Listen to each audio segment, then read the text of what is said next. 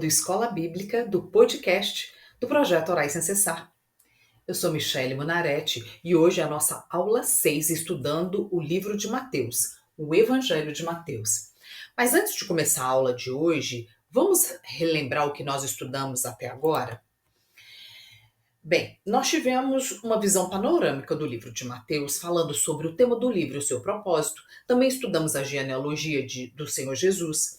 Vimos que para os judeus a genealogia era coisa séria e importante.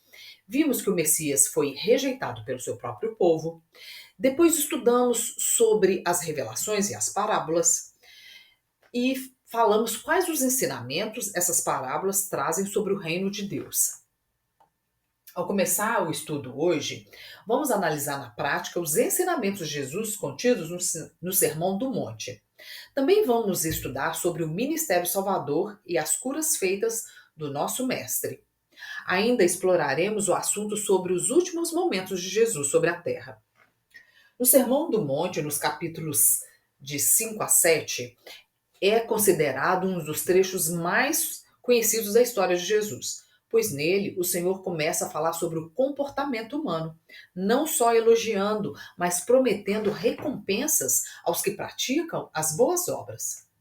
Nessa passagem do Sermão do Monte, temos a essência dos ensinamentos de Jesus para os seus discípulos e para toda a humanidade. Mateus nos fala pouco sobre o primeiro ano do ministério de Jesus. Durante esse período, o Senhor esteve na Judéia por volta de 8 meses. Mateus cuida mais em descrever os acontecimentos a partir do segundo ano do ministério de Jesus, e depois descreve sua morte no terceiro ano, bem como a ressurreição e a ascensão aos céus. No esboço de hoje, vamos falar sobre os ensinamentos do rei.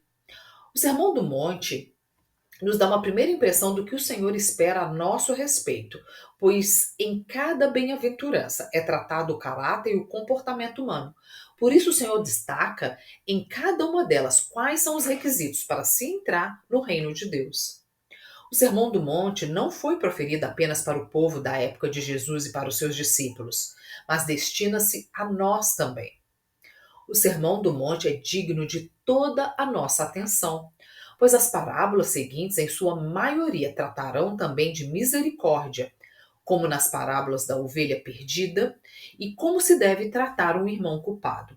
Também fala sobre paz e perdão, como nas parábolas de quantas vezes se deve perdoar um irmão e na parábola do credor incompassivo. As bem-aventuranças estão relacionadas diretamente com o nosso comportamento pessoal e para com o próximo. Sobre comportamento pessoal é destacado sobre a humildade. Está escrito assim: bem-aventurados os humildes de espírito, porque deles é o reino dos céus. Humildade é uma virtude caracterizada pela consciência das suas próprias limitações. Ainda fala sobre aprovação. Bem-aventurados que choram, porque serão consolados.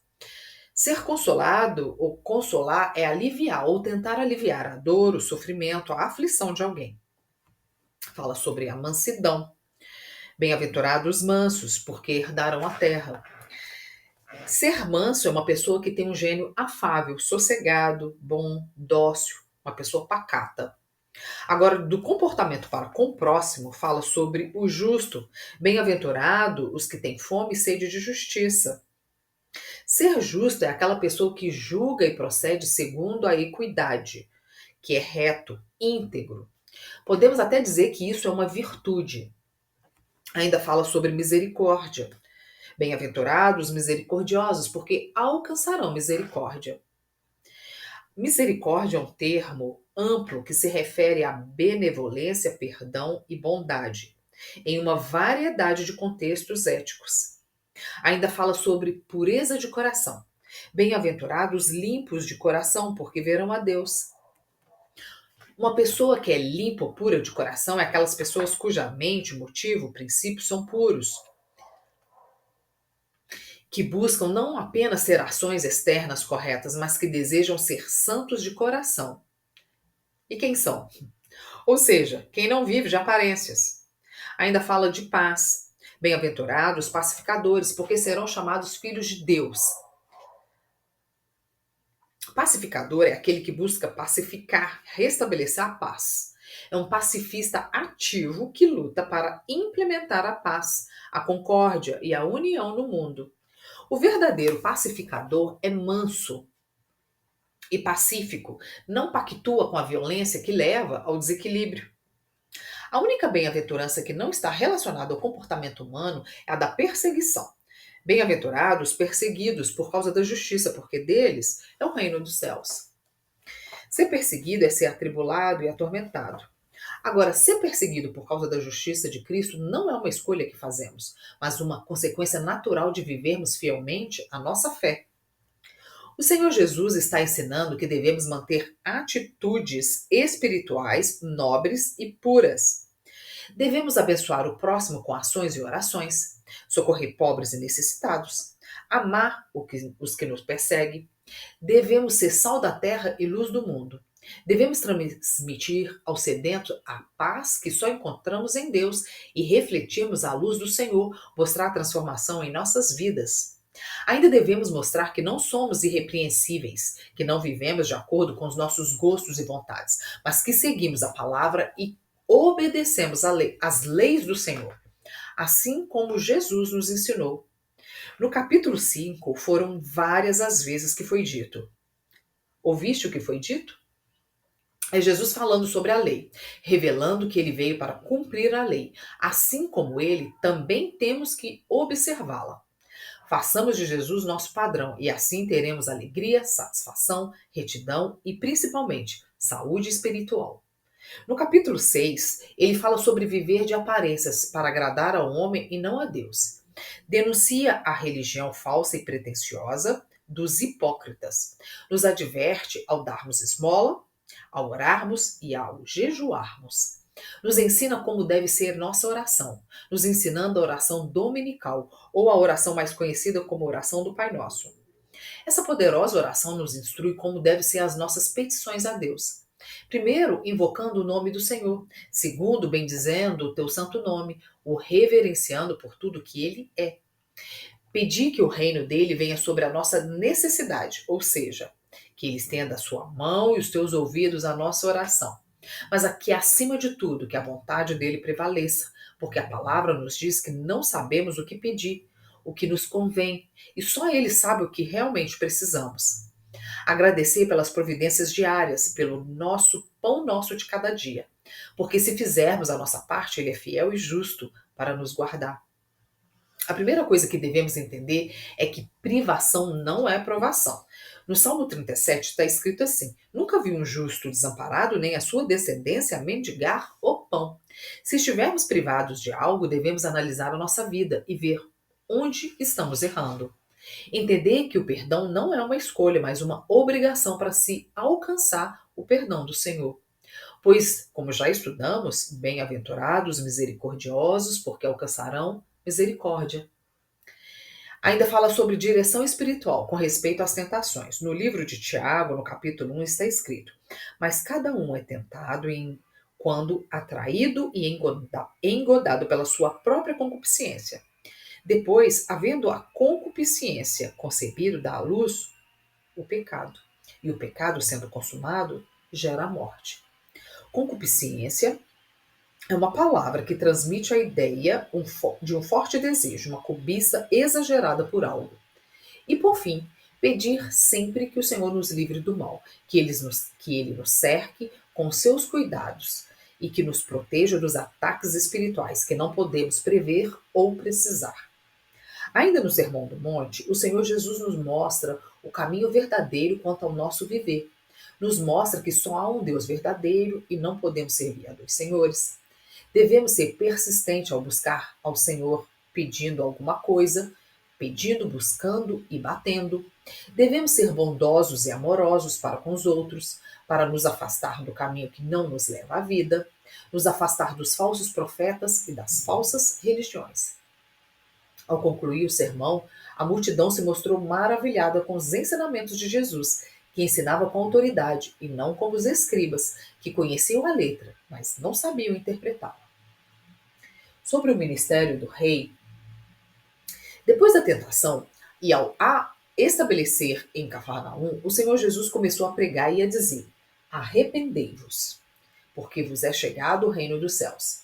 Ele repetia as mesmas palavras de João Batista. Jesus percorreu toda a Galileia, ensinando, pregando e curando. Sua fama começou a crescer e logo uma grande multidão o seguia através da Palestina, trazendo-lhe os enfermos para serem curados. O ministério do Senhor Jesus era levar pecadores ao arrependimento, salvar suas almas e conceder-lhes cura divina. Ele dava nova vida aos que estavam sem esperança, aos doentes, aos endemoniados, aos que se mostravam mortos e etc. Com sua misericórdia e compaixão, ele supria as necessidades daqueles que iam ao seu encontro. Inúmeros foram curados. Grandes foram os feitos do Senhor nos seus 3 anos de ministério. A sua missão primordial encontra-se na passagem de Mateus, no capítulo 9, versículo 13. Porque eu não vim chamar os justos, mas os pecadores ao arrependimento. Ainda no trecho de Mateus, no capítulo 14, de 14 a 21, Jesus não só cura os doentes, mas também provê alimento para mais de 5.000 pessoas. O Senhor Jesus se preocupa em suprir nossas necessidades materiais e físicas, tanto quanto espirituais, sendo as espirituais a prioritária. O rei a caminho da cruz. A entrada triunfal de Jesus em Jerusalém está relatada no capítulo 21 do livro de Mateus. O Senhor entra na cidade montado em um jumentinho. A cidade estava cheia, pois era época da Páscoa. A multidão cortava ramos e os espalhavam pelo chão por onde o Senhor passava e clamavam: Hosana. Em seguida, ainda foi ao templo dar suas últimas instruções e ensinamentos. Condenou aos que faziam no templo comércio, curou no templo os doentes, pregou por parábolas, demonstrou a sua autoridade espiritual e amaldiçoou uma figueira, mostrando novamente a importância de não viver de aparências, para agradar aos homens e não a Deus. Exortou mais uma vez os fariseus e saduceus, que representam tudo o que não devemos ser. Pessoas sem amor ao próximo, que exploram os fracos e indefesos, que se preocupam mais com o dinheiro do que agradar a Deus. Porque pensam que por praticar obras visíveis aos homens, como dar o dízimo, não serão julgados por sua ganância e mesquinharia. Por tentar esconder os pecados atrás dos seus cargos e posições dentro do templo, por rejeitarem os profetas, ou seja, a palavra que exorta. Ao término das advertências, Jesus se lamenta por Jerusalém, por não terem aprendido a temer ao Senhor. Nos capítulos 24 e 25, o Senhor Jesus profetiza sobre os finais dos tempos, sobre a grande tribulação, o princípio das dores, a vinda do Filho do Homem. Prediz a ruína de Jerusalém, ensina sobre os últimos tempos, sobre os falsos cristos e profetas, fala da segunda vinda de Cristo e exorta a vigiar nos últimos tempos. Uma observação a ser feita no capítulo 20 é sobre as duas parábolas descritas, a parábola das 10 virgens e a parábola dos talentos, porque somente essas duas parábolas fazem menção à igreja do Senhor, ou um corpo de Cristo. Todas as outras parábolas fazem referências às ações ou comportamentos, mas de um modo individual. Bem, tendo terminado o Senhor esses ensinamentos, ele disse aos seus discípulos que, após dias da celebração da Páscoa, ele seria entregue para ser crucificado. Este é o quarto e último anúncio da sua morte. Bem, na próxima aula, nós vamos ver os últimos momentos de Jesus, a sua morte e ressurreição, e logo entraremos no livro de Marcos.